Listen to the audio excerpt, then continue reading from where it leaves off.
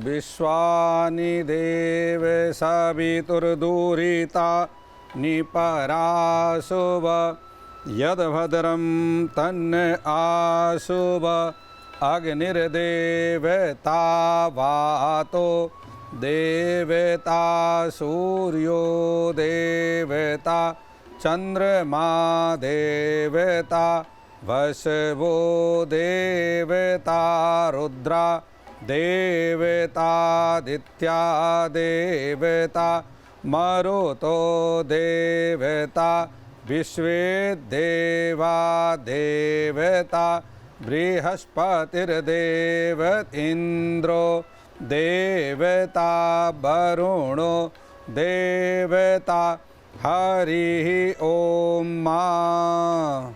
नमस्कार, दीपावली का शुभ उत्सव शुरू हो चुका है और इसी पर लेकर आए हैं हमारी खास पेशकश। मैं हूं आपके साथ नैना यादव। जी हां, 5 दिनों तक अब चलने वाले इस उत्सव का है पहला दिन आज। जी हां, आज है धनतेरस और इसी से ये पर्व, ये उत्सव शुरू हुआ है। धनतेरस यानी भगवान कुबेर से धन का, भगवान धनवंतरी से आरोग्य का वरदान पाने का खास दिन।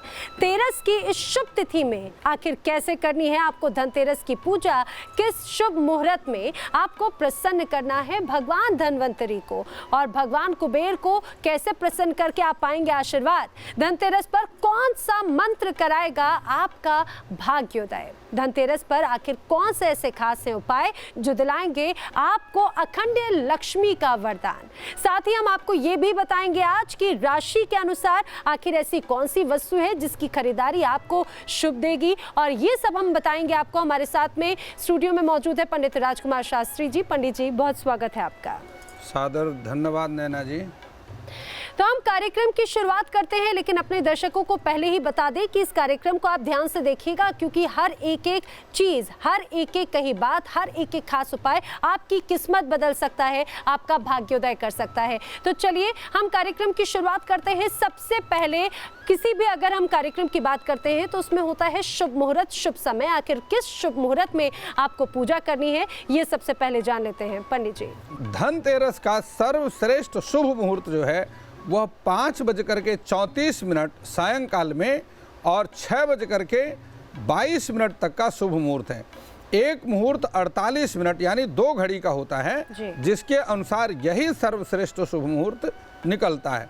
और जबकि शाम को 5:27 से 8:07 तक यह प्रदोष काल रहेगा।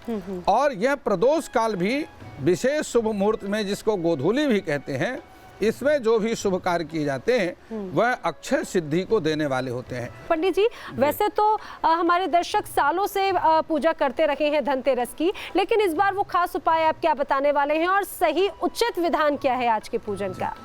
सर्वप्रथम हम एक लकड़ी की चौकी के ऊपर सफ़ेद कपड़ा बिछा करके उसमें भगवान लक्ष्मी और गणेश जी की स्थापना करते हैं, कुबेर की स्थापना करते हैं, धनवंतरी जी की स्थापना करते हैं और उसके बाद पूजन का आरंभ करते हैं। सर्वप्रथम आचमन किया जाता है। आचमन में पुनन्तु मां देवजनः पुनन्तु मनसा धियः पुनन्तु विश्वभूतानि जातवेदः पुनेहि माम् अपां पुनन्तु पृथ्वी पृथ्वी पूता पुनेहि माम् पुनन्तु ब्राह्मणस्य पति ब्रह्मपूता पुनेहि माम् यदत्तरजिष्टं भोजं यदद्दुश्चरितं मम तत्सर्वं पुनन्तु मामापो शतां चा परिग्रहां।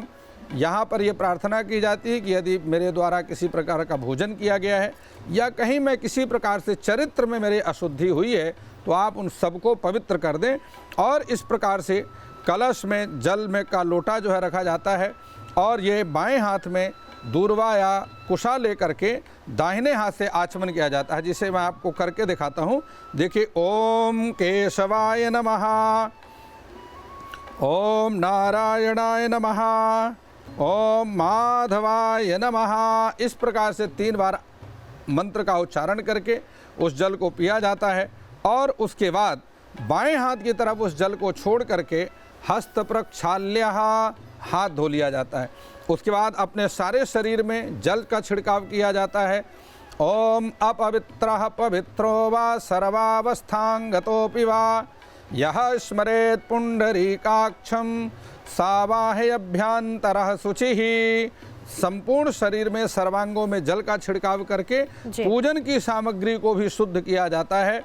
पृथ्वी त्वया धृता लोका देवी त्वं विष्णुना धृता त्वं च धारय माम देवी पवित्रम कुरु चासनम।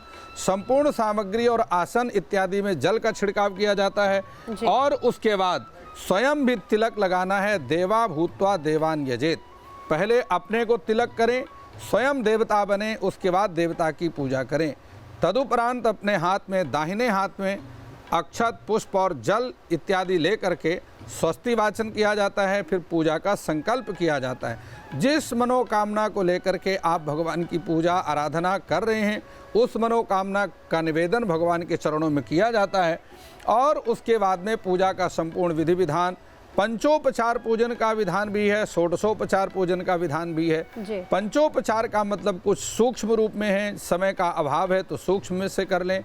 षोडशोपचार का पूजन का मतलब है संपूर्ण विधि पूर्वक करें। अंगन्यास, प्राणायाम इत्यादि करके पूजन को आरंभ करना चाहिए। और नैना जी, सबसे अंत में पूजा की संपूर्णता के लिए आरती की जाती है। किसी प्रकार की त्रुटि पूजा में रह गई है तो उसके लिए क्षमा याचना किया जाता है। मंत्रहीनम क्रियाहीनम भक्तिहीनम सुरेश्वरः यत्पूजितं मया देव परिपूर्णम तदस्तु मे। हमारी संपूर्ण पूजा को आप जो है परिपूर्ण करें, ऐसी भगवान से प्रार्थना करके सबसे अंत में भगवान की 4 बार परिक्रमा की जाती है। यानि कानि च पापानि जन्म जन्मांतर कृतानि च तानि तानि प्रणश्यन्तु प्रदक्षिणम पदे पदे। और अंत में दंडवत प्रणाम करके भगवान को पूजन का जो आपने पूजन किया है, भगवान श्री लक्ष्मी नारायण प्रियताम नमो, ऐसा कह करके यह पूजा भगवान लक्ष्मी नारायण के लिए है, भगवान लक्ष्मी गणेश के लिए है, भगवान धन्वंतरी के लिए है, भगवान कुबेर के लिए है। ऐसा कह करके वह पूजा का फल भगवान को अर्पण किया जाता है। ये नैना जी संपूर्ण पूजा का विधि विधान है। जी नैना जी, बहुत अद्भुत पंडित जी, आपने बहुत साधारण शब्दों में हमारे दर्शकों को बताया कि आखिर कैसे पूजन करना है। लेकिन पंडित जी, एक सवाल मेरे मन में बार बार आ रहा है, खासतौर से अगर हम धनतेरस की बात करते हैं, निरोगी काया के लिए आपने बताया कि धन्वंतरी जी को मनाया जाता है। कोरोना काल इस समय चल रहा है, हर कोई अपने आप को स्वस्थ रखना चाहता है। आगे हम उपाय तो जानेंगे, ऐसा कुछ खास उपाय आप हमारे दर्शकों को बता दीजिए जो आज पूजा करें और निरोगी काया खुद की और अपने परिवार की पाएं। सबसे पहले मैं आपको बतलाता हूँ कि भगवान कुबेर को प्रसन्न करने के लिए भगवान शिव का जो महामृत्युंजय मंत्र है, उस मंत्र का उच्चारण करना चाहिए। महामृत्युंजय मंत्र में आपके चैनल के माध्यम से शुद्ध महामृत्युंजय का मंत्र उच्चारण करके एक बार दर्शकों को बताता हूँ। ओम ह्रूं जुं सः, ओम भूर्भुवस्वः, ओम त्र्यंबकं यजामहे सुगंधिं पुष्टिवर्धनम् उर्वारुकमिव बंधनात् मृत्योर्मुक्षीयमामृतात्। ओम स्वः भुवा भूः, ओम सः जुं ह्रूं ओम। इस प्रकार से एक महामृत्युंजय में 6 बार ओम का उच्चारण होता है और यह 6 बार ओम का उच्चारण करने से शुद्ध महामृत्युंजय मंत्र बनता है। इस मंत्र का जाप करना विशेष रूप से लाभकारी रहेगा आज की इस कोरोना काल में। दूसरी बात, कुबेर देवता का आशीर्वाद प्राप्त करने के लिए ओम श्रीं ओम ह्रीं श्रीं ओम ह्रीं श्रीं क्लीं वित्तेश्वराय नमः, यह कुबेर देवता का मंत्र है। साथ ही माता लक्ष्मी का जो मंत्र है वह आप सभी लोग जानते हैं, लेकिन एक बार फिर भी मैं आपके चैनल के माध्यम से दर्शकों को बतलाता हूँ। ओम श्रीं ह्रीं श्रीं कमले कमलालये प्रसीद प्रसीद श्रीं ह्रीं श्रीं ओम महालक्ष्मी नमः। इस मंत्र का जाप जो है कमल दाने की माला में, कमल गट्टे की माला में कम से कम 108 बार करना चाहिए। तो खास उपाय, वो खास मंत्र आपने जान लिए, वो खास महामंत्र जो आपको कुबेर देवता को प्रसन्न करने में मदद करेगा। इन मंत्रों के जरिए आप माँ लक्ष्मी को प्रसन्न कर सकते हैं और आप पा सकते हैं खुद की और पूरे परिवार की निरोगी काया भी। अब पंडित जी, वो खास उपाय भी जरा हमारे दर्शकों को जल्दी से बता दीजिए, वो खास चमत्कारी उपाय जिनको करने से हमारे दर्शकों के घर में भी बरसेगी माँ लक्ष्मी की कृपा। जी देखिए नैना जी, प्रायः जो मंत्र हैं वो संस्कृत में होते हैं। अब मैं आपको ऐसे सरल भगवान कुबेर को प्रसन्न करने के उपाय बता रहा हूँ, जिनको करके सभी दर्शक धन धान्य से माला माल हो जाएंगे। यह सिद्ध उपाय हैं। देखिए, सबसे पहली बात है कि सायंकाल के समय 13 दीपक जला करके तिजोरी में कुबेर का पूजन करें, इससे धन लाभ होगा। दूसरा आपको बतलाता हूँ कि 13 कौड़ियों का पूजन करके उसे घर के कोने में दबा दें, अचानक आपको धन का लाभ निश्चित रूप से होगा। एक और उपाय आपको बतलाता हूँ कि 3 दिनों तक माता लक्ष्मी की पूजा में एक जोड़ा लौंग चढ़ाएं, रुका हुआ जो आपका धन है वह वापस प्राप्त हो जाएगा। एक उपाय और भी मैं आपको बतलाता हूँ कि चीनी, बतासा या सफ़ेद कपड़ा दान करने से धन में कमी कभी नहीं रहती घर में। यदि आप किन्नर को दान दें, साथ ही एक सिक्का मांग लें और सिक्का को ला करके अपने घर की तिजोरी में रख दीजिए, इससे धन की हानि कभी नहीं होती। एक उपाय मैं नैना जी और बतलाता हूँ कि केले का पौधा लगाएं और पेड़ के बढ़ने के साथ साथ आपके घर में धन की वृद्धि होती रहेगी। यह बहुत ही अकाट्य उपाय है। साथ में आपको बतलाता हूँ कि यदि आप एक दक्षिणावर्ती शंख ले लें, दक्षिणावर्ती शंख से घर में जल का छिड़काव करें, इससे माता लक्ष्मी का वास हमेशा के लिए घर में हो जाता है। अब मैं आपको बतलाता हूँ कि पीपल के 5 पत्ते पीले चंदन से रंग करके और जल में प्रवाहित कर दें। धन की खर्च की जो आदत है यह कम हो जाएगी और आपका धन कम खर्च होगा। साथ ही बतलाता हूँ कि गूलर की 11 पत्ती मौली से बांध करके बरगद में बांध दीजिए, आर्थिक स्थिति बहुत मजबूत हो जाएगी।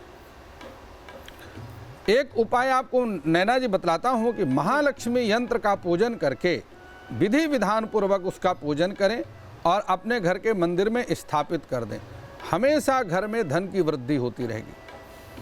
साबुत धनिया से कुबेर लक्ष्मी का पूजन करें, धनिया को बगीचे में बो दीजिए, इससे धन का लाभ निश्चित रूप से होता है। अब मैं आपको बतलाता हूँ कि नई झाड़ू की खरीद करके ले आएं और ये 5 दिन जो आरंभ होते हैं दीपावली के 5 दिन घर की सफाई करें। ऐसा करने से घर में धन का लाभ होगा। एक उपाय आपको बतलाता हूँ कि चांदी के सिक्के और हल्दी की गांठ का पूजन करके और उसे अपने घर की तिजोरी में रख दीजिए, धन हानि तो कभी होगी ही नहीं। अब ऐसे खास उपाय भी जान लीजिए जो सिर्फ आपको करने हैं। जी हाँ, आपको अब हम आपकी राशि के अनुसार उपाय बताएंगे और खास तौर से वो उपाय खरीदारी से जुड़े हुए हैं, क्योंकि धनतेरस पे लोग खरीदारी करते हैं, खरीदारी का खास महत्व होता है। लेकिन आखिर ऐसी क्या खरीदारी आपको अपनी राशि के अनुसार करनी है जो आपको फलदायी आपके लिए होगी? पंडित जी जी देखिए नैना जी, जो मेष राशि के लोग हैं इनको सोने के सिक्के या इलेक्ट्रॉनिक उपकरण खरीद करके घर में लाना चाहिए जी। जो वृष राशि के लोग हैं इनको सोने के सिक्के, चमकीले कपड़े, चांदी खरीदें। ऐसा करने से घर में धन का लाभ होगा। मिथुन राशि के जातकों के लिए है कि सोने के गहने, शुद्ध केसर की खरीदारी करें। और जो इसी क्रम में जो कर्क राशि के लोग हैं इनको चाहिए कि चांदी के बर्तन, कपूर, इलेक्ट्रॉनिक उपकरण खरीदें। साथ ही जो सिंह राशि के लोग हैं इनको तांबे, कांसे के बर्तन, कपड़े और सोने के गहने खरीदना विशेष रूप से लाभकारी रहेगा। जो कन्या राशि के लोग हैं इनको गणपति की मूर्ति खरीदनी चाहिए, चांदी का सामान खरीदना चाहिए, रसोई का सामान खरीदना चाहिए। ऐसा करने से घर में धन की कमी नहीं रहेगी। साथ ही जो तुला राशि के लोग हैं इनके लिए मैं बताता हूँ कि चांदी के बर्तन, सफ़ेद चमकीला कपड़ा, सजावटी सामान खरीदें।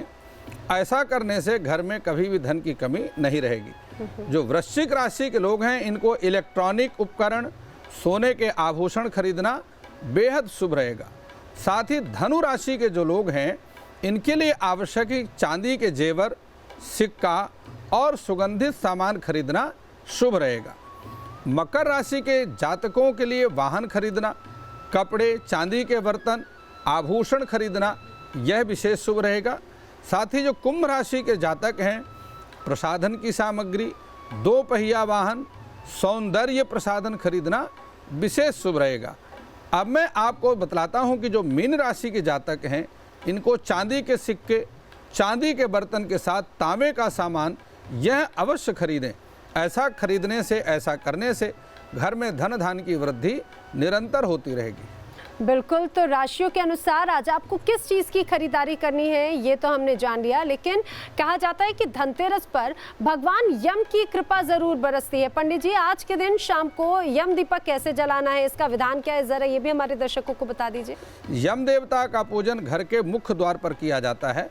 वहाँ सप्तधान्य या गेहूँ के ऊपर, देखिए जिस प्रकार से ये गेहूँ हमने यहाँ पर रखा हुआ है, ये गेहूँ है और इस गेहूं को घर के मुख्य द्वार पर डाल करके इसके ऊपर कलश की या दीपक की स्थापना की जाती है।